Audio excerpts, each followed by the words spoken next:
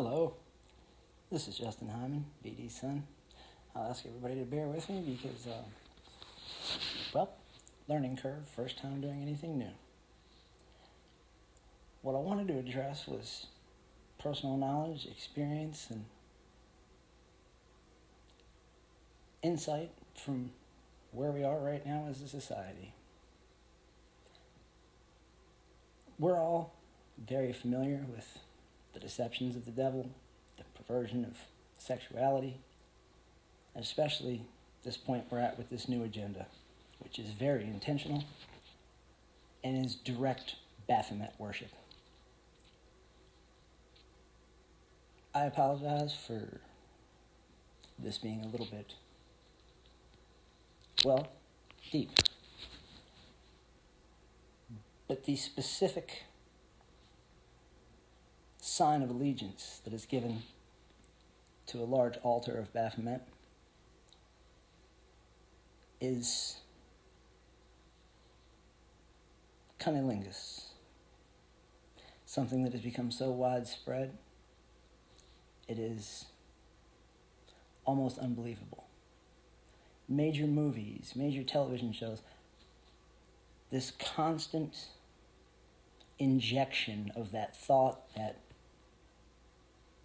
acceptability of something so incredibly disgusting.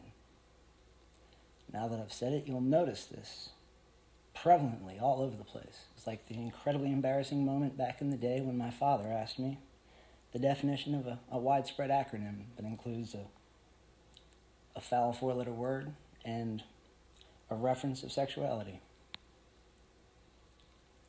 Because he'd heard it so many times in mainstream programming, as careful as he was about so much as the personal beliefs of the people in the shows that he watched, the very few of them, regardless, he was exposed to it.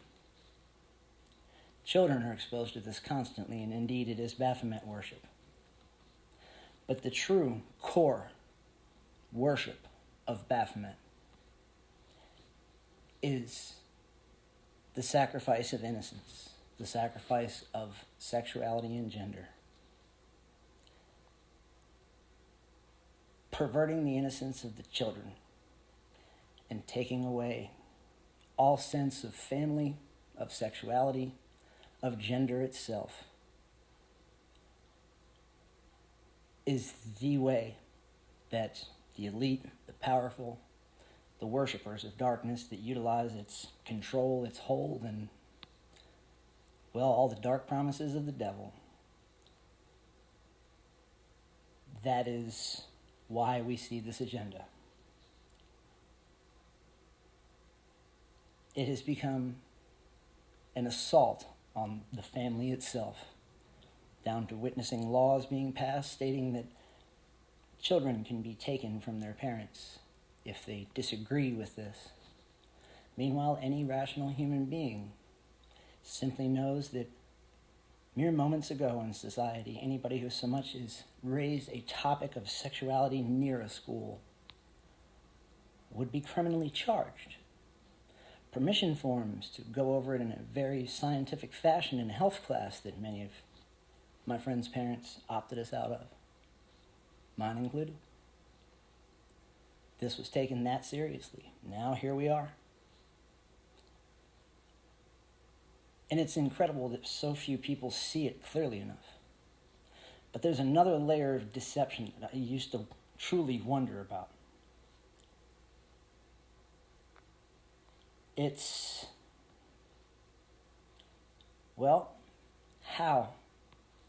On a fundamental level, how do they take children who shouldn't have any instinctive interest in any of these topics, let alone the interest and involvement and desire to question their gender or sexuality, let alone change it? How do you inflict that on innocent children? It's a multi-step process. When you remove all morality and you let hookup culture, as they put it, control all that is until it is normal. Young teens being sexually active is considered healthy and normal. The betrayal at a young age between the sexes, no natural friendships form between men and women, no proper relationships based on being best friends and putting everything else aside. Instead, it becomes combative and hateful, and the genders do not trust each other. Women become programmed before they ever get close to being adults that men are not to be trusted. Now, this is a very powerful thing because in our root humanity, very core self, is the inherent desire for men and women to bond and become friends. So what happens to, say, a 15-year-old boy who finds himself routinely boxed out, but then he becomes attracted to a girl, wants to get to know her in a natural, innocent fashion, but is completely rejected and excluded because he's a boy or part of the patriarchy? What happens emotionally? Well, when your superiors, your elders, are pushing an agenda of, are you sure you're a boy? There it is, right there. They're being encouraged to be accepted where they know they should be and don't understand why they aren't. And in that, when they have removed all mention or reality of God, of Christ, of so much as simple decency or morality, kindness or compassion, consideration for fellow man, when all of that's gone and these options are thrown out there to attain some piece of normality that's instinctively sought after, all of a sudden it becomes very easy for the devil to own people for good. In 1 Peter 3:8, it says, finally, all of you, be like-minded, be sympathetic, love one another, be compassionate and humble. Very simple request. But when boys, girls, simple friendship, let alone romantic relationships, when all of it is torn in half right up the middle, and then these seeds of really finding one's way back to normality are sprinkled on it, people just do it. Everybody wants to fit in, and of course that's the very thing that God teaches us not to fall for, not to want to be like the masses. But that's a very difficult ask of children. It's instinctive to want to be accepted. And this distrust and tear between boys and girls based on essentially the end result of outright immorality, of allowing adult relationships with zero positive outcome, intent, anything. Pure sin, many years before their minds are fully formed, that damage is there. And by the time they see a couple more years, all of a sudden, they're seeking that acceptance and that peace. Many people listening to this may have children, nieces, nephews, friends with children that they're seeing go through this.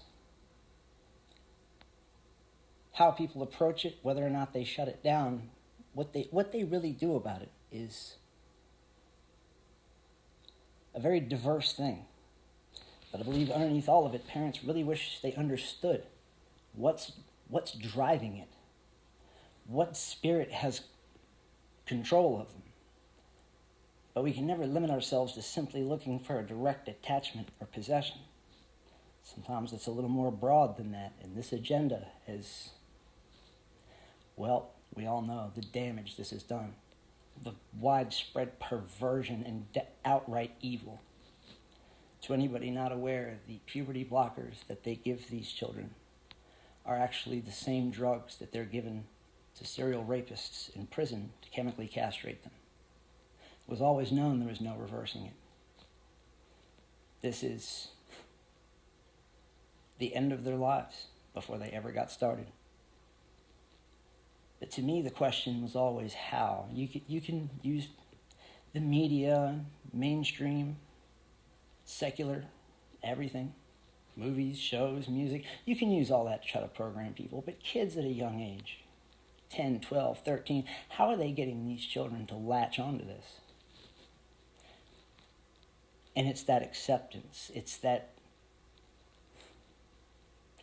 tear caused by a lack of compassion or care or concern, any decency between people. Colossians 3:13 says, "Bear with each other and forgive one another. If any of you has a grievance against someone, forgive as the Lord forgave you." But lacking that knowledge, decency, base in faith in Christianity, children don't know how to forgive themselves, let alone somebody else. And of course, this applies to adults as well, people of all ages, finding themselves alone, seeking company, seeking understanding and acceptance. Begin to wonder, how can they find that? Maybe it's something they're missing. And this lie comes in because this doesn't just affect children, it affects many, many, many adults, where they have simply ceased trusting the opposite sex or people in general, but particularly the search for a companion. This hopelessness sets in, and all of a sudden that spirit grabs them, and they start becoming convinced that the way to achieve that normal bond that should be found through morality and godliness is give in, take a knee to Baphomet, and fit in with the New World Order that we've been witnessing. We are in truly difficult times. People actually, they question where in the Bible it says that transgenders or homosexuality or any of it is even spoken of. It's pretty simple, really. Deuteronomy 22:5. "A woman must not wear men's clothing, nor a man wear women's clothing, for the Lord your God detests anyone who does this." That seems pretty clear. If so much as wearing the opposite sex's clothing is detested by the Lord your God, what esteem does one tell oneself that he holds transgenderism in, or the surgical or chemical mutilation of children? This is the ultimate satanic agenda, the very root of the beliefs and writings of people like Karl Marx and Stalin and Hitler. You come after the children. You take away their ability to become families, to procreate, and to create the next generation. That is when you can truly begin taking over a society. Only through its willing immorality can you tear it all the way apart. And as we all know, we have witnessed the death of the nuclear family in many regards for many years. By the time I was getting to 18, 19 years old, things were pretty much, for the most part, destroyed. When I found my faith later in life, 20s, I found myself, the hardest thing that I was up against was meeting girls that I liked and trying to tell them that I was celibate. And they'd sort of laugh at me and think it was a challenge, or I don't know. Depends on the person. Really, I was not kidding. I was just trying to get to know somebody without being immoral or sinful. That proved to be an incredibly complicated and so far fruitless thing. So for these kids, especially, to be bombarded in all of this, as an adult, I can at least make a decision that my faith is worth more than submitting to conform, or not so much conform as belong. But the youth, when you're trying to find initial acceptance as a human being and fit the mold that God made us for, broke us from,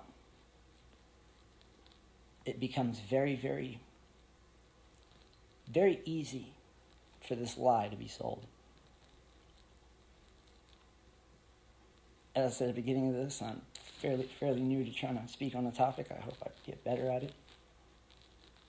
But this is something we've all been watching for quite a while now. And it's become so obvious.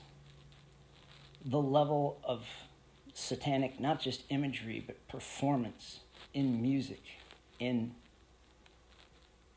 award show ceremonies. People like Taylor Swift are performing entire Wiccan rituals on stage. Lady Gaga, who's obviously what she is, but at a combined music festival called Coachella this year, the display that she put on was so grotesque that people of a complete secular nature there to see much worse acts and act in terrible ways could not handle what they saw. We're starting to see the edges of the core of Hollywood get exposed. And I'm most assuredly curious to see how much of it is drug out into the light, because at a point, it's always been based on it. So will they burn it all the way down? Speak of true evil and tell of its intent? The indoctrination that these groups perform? What really happens? The roots of the music industry, down to why things are called masters. Just like Hollywood. I told my mom this the other day, and I'll end with this. It's just an interesting tidbit. I'll try to expand on this. The very name Hollywood comes from the Druid wizards and warlocks. I don't know quite enough about Druids to use the right term, but the Druid magicians. The wand that they used when they performed satanic ceremonies had to be made of a piece of a holly tree, part of their system and beliefs. And that was why the name Hollywood. Casting is the same as casting a spell. Broadly casting spells. Their entire terminology and the entire system and industry was built on mass control. And it goes so deeply that even when we had seemingly virtuous moral programming, it was still beginning this work in a lot of us. And we all know to separate and come out from among them. But it gets difficult to decipher every way that we've been programmed, indoctrinated, given the wrong viewpoint of things, or how to understand them. I'll give this last bit here and wrap this up for now. I always believe personally that for people to cross certain lines into witchcraft, they had to truly do dark things. People speak of sacrifice. We all picture this really dark thing, obviously, actually injuring another human being. I learned watching an interview with a reformed Satanist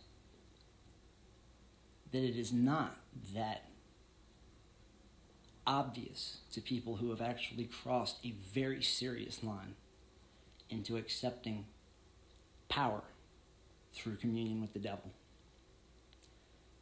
The first true line crossed is called a sacrifice of innocence.